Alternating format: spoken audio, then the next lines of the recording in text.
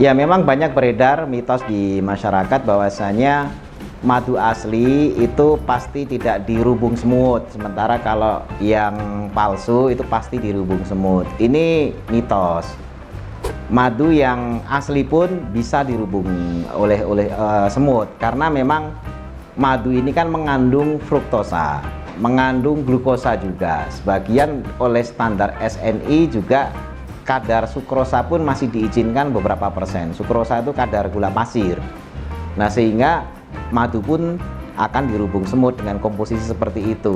Hanya memang ada madu yang tidak dirubung semut, yakni madu yang masih mengandung beberapa komponen alami, seperti misalnya madu yang masih dalam sarang. Misalnya di sana sarang itu kan terbuat dari lilin atau wax, atau kalau kita nyebutnya malam ya. Nah, itu akan menghalangi semut untuk mendekati kepada madunya. Tapi ketika madu itu sudah dipanen, kemudian sudah dimasukkan dalam ekstraktor, dipisahkan, kemudian disaring, sehingga yang ada hanya madunya saja, maka madu asli akan tetap dirubung semut, karena hal-hal yang tadinya menghambat semut untuk mendekati itu sudah tidak ada lagi. Sehingga tidak benar kalau mitos mengatakan madu asli pasti tidak dirubung semut, itu mitos saja, karena madu asli pun akan dirubung semut ketika sudah terpisah dari zat-zat yang menyebabkan semut tidak mendekat. Salah satunya lilin atau wax atau malam, atau mungkin juga ada sarang yang masih dilapisi oleh propolis misalnya, itu semut memang tidak mendekat. Tapi begitu sudah terpisah, madu asli pun akan dirubung semut.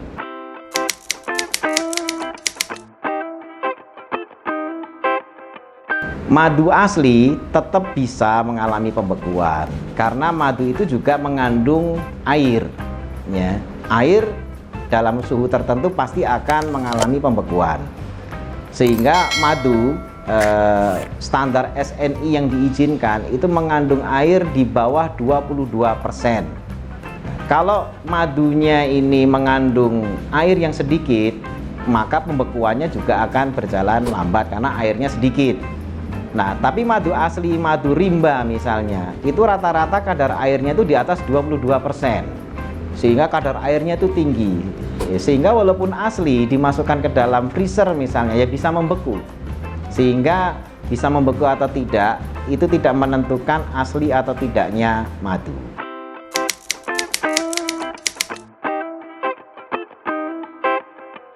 Kekeruhan madu ini tidak menunjukkan kualitas. SNI memberikan kriteria-kriteria kualitas madu yang baik itu dengan satu, misalnya kadar air itu di bawah 22%. Kemudian kadar sukrosa itu tidak boleh lebih dari 5%. Kemudian enzim diastase itu ada batas yang diizinkan, kalau di bawah 3 atau di bawah 3 enzim diastase maka itu tidak bagus, sehingga harus di atas itu. Kemudian selain itu harus bebas logam berat, kemudian juga harus bebas zat-zat yang bisa menyebabkan infeksi seperti kuman, bakteri, salmonella kah, atau mungkin juga beberapa zat yang bisa menimbulkan tetanus seperti Clostridium dan sebagainya. Nah, ini harus lolos tes. Itu yang bisa menunjukkan kualitas madu. Jadi bukan kekeruhan, karena beberapa madu kalau penyaringannya kurang bagus juga akan keruh ya. Kalau misalnya penyaringannya bagus akan terlihat bening, sehingga kekeruhan itu hanya menentukan bagus tidaknya penyaringnya, bukan menentukan oh ini kualitas ini bagus atau buruk, bukan.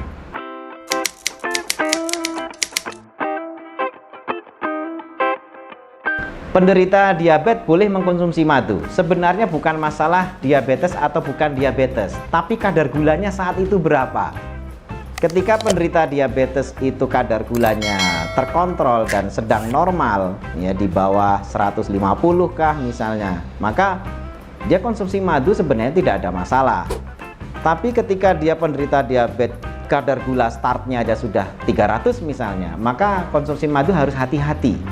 Sehingga bukan perkara penderita diabetes itu tidak boleh mengkonsumsi madu, tapi penderita diabetes dengan kadar gula berapa, sehingga ketika konsumsi madu itu kenaikan kadar gulanya juga tidak membahayakan kesehatannya.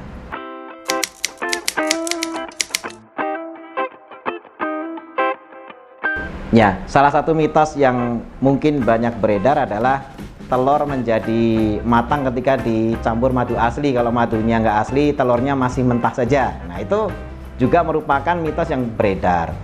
Sebenarnya telur ini kan protein. Matangnya protein itu kan karena adanya penggumpalan disebabkan karena kenaikan suhu. Jadi protein itu menjadi matang ketika suhu itu naik. Ya, misalnya di atas 40 derajat. Itu protein apapun, termasuk juga protein yang ada dalam telur, ya. Telur itu kan ada albuminnya, itu juga merupakan protein. Itu ketika terkena suhu panas dia akan menggumpal. Menggumpal itulah yang disebut sebagai matang. Makanya substrat manusia ini tidak bisa suhu di atas 40 derajat. Kenapa? Karena manusia ini dalam selnya juga mengandung protein yang kalau terkena suhu di atas 40 derajat, misalnya suhu manusia tiba-tiba jadi 42, maka manusia tidak akan bertahan, mesti akan meninggal karena terjadi penggumpalan protein yang ada dalam sel-sel tubuhnya. Nah, dalam kasus telur matang oleh karena madu, nah kalau madu asli, kalau suhunya tidak tinggi, ya tentu saja telurnya tidak akan pernah matang. Karena yang mematangkan telur untuk menjadi kemudian penggumpalan protein itu diperlukan suhu yang tinggi, yakni di atas 40 derajat.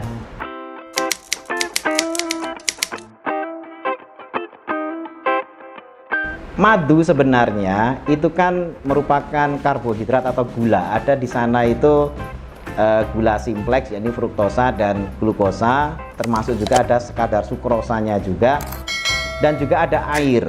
Nah, komponen-komponen inilah glukosa, sukrosa, fruktosa, air yang kalau bercampur dengan gas akan menyebabkan terjadinya fermentasi. Nah, sebenarnya pembentukan gas ini bukan masalah madu ini palsu atau asli, karena untuk terjadi fermentasi tidak hanya dari madu, apapun bisa menjadi fermentasi, seperti misalnya buah-buahan atau mungkin ubi-ubian yang mengandung karbohidrat seperti tape. Tape itu kan dari ubi, anggur itu dari buah. Nah, madu kenapa bisa terfermentasi sehingga menghasilkan gas? Karena memang ya di situ ada kadar glukosa, ada fruktosa yang merupakan karbohidrat, kemudian ada air, kemudian bercampur dengan oksigen sehingga terjadi proses fermentasi tadi. Nah, sehingga untuk menentukan ini asli atau tidak bukan karena masalah gasnya, karena gas itu merupakan proses fermentasi yang bisa dialami oleh madu ataupun bukan madu.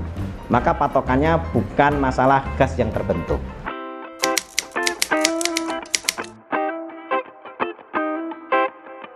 Nah, ini ada yang anggapan di masyarakat bahwasanya madu kalau mengkristal itu palsu atau jelek, karena itu sudah pasti dari gula pasir.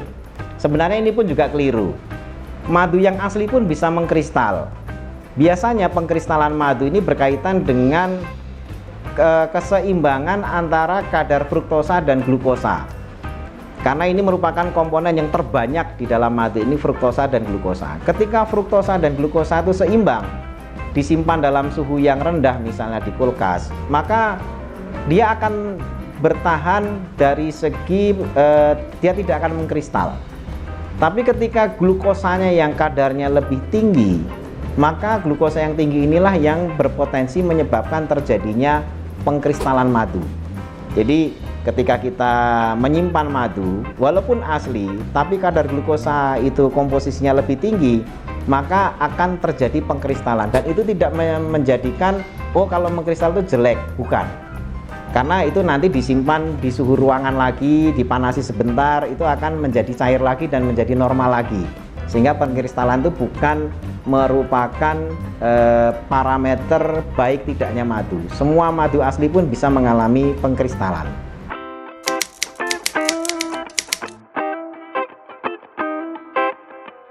Masyarakat kita memang kesadaran mengkonsumsi madu masih rendah. Data dari Kementerian Kehutanan ya, konsumsi per kapita madu kita itu masih di kisaran 2 sendok ya, atau sekitar 10 mili ya, per tahun per kapita. Jadi setahun tuh hanya 2 sendok takar.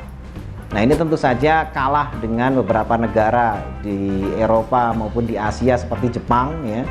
Eropa seperti Jerman dan juga di negara Australia yang konsumsi per kapitanya sangat tinggi, sehingga kita yang mungkin mengaku madu itu adalah tibun nabawi, ada anjuran oleh Al-Quran maupun anjuran oleh Al-Hadis untuk mengkonsumsi madu, ternyata kita malah justru kalah oleh mereka yang sama sekali nggak kenal itu ya, karena mereka menemukan khasiat bahwasanya dalam madu itu khasiatnya luar biasa, tidak perlu dorongan ya, mereka tidak paham Al-Quran, tidak paham Al-Hadis pun ternyata dengan dalil akli mereka itu mereka bisa menemukan bahwasanya konsumsi madu itu sangat bermanfaat untuk kesehatan. Apalagi kalau kita gabungkan antara dalil akli dengan dalil nakli yang berasal dari perintah Allah dan juga perintah Rasulnya. Ini tentu saja akan menghasilkan manfaat yang besar, dan kesadaran mengkonsumsi madu ini akan meningkat. Ya, mudah-mudahan kedepannya dengan pemahaman ini